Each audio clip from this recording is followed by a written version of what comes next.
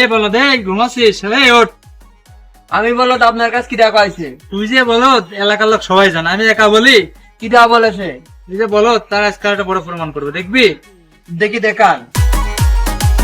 আচ্ছা বলো, বলতো একটা প্লেনে 50টা ইট নিয়ে যাচ্ছে, 2টা ইট পড়ে গেলে কয়টা থাকে?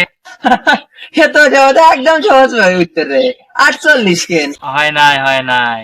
আচ্ছা বাদ দে, তুই বলো সবাই জানে। আচ্ছা বলতো একটা হাতিরে কিভাবে ফ্রিজে রাখবি? তাই আবার সম্ভব নাকি? হাতে কি ফ্রিজে আটে নাকি? দেখ তুই আবার বলো প্রমাণ করলি, ফ্রিজ খুলবি হাতি ঢুকাই দিবি, পারলি না, দেখলি বলো।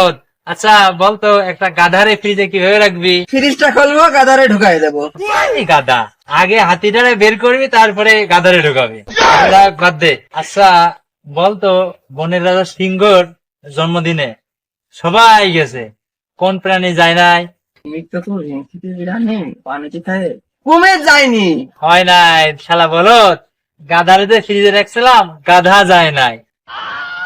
আচ্ছা বলতো একটা বনের মধ্যে ছোট্ট একটা নদী, কোমর পর্যন্ত পানি, একটা ইয়াং লোক নদী পার হইতে যায়, মাঝখানে যায় মারা গেছে, কিভাবে সম্ভব?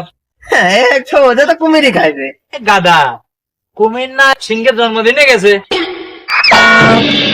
তাহলে কেমন হইল? ওই যে বলছিলাম না, প্লেন থেকে 2 ইট পড়ছে, ওই 2টা ওই লোকের মাথায় পড়ছে।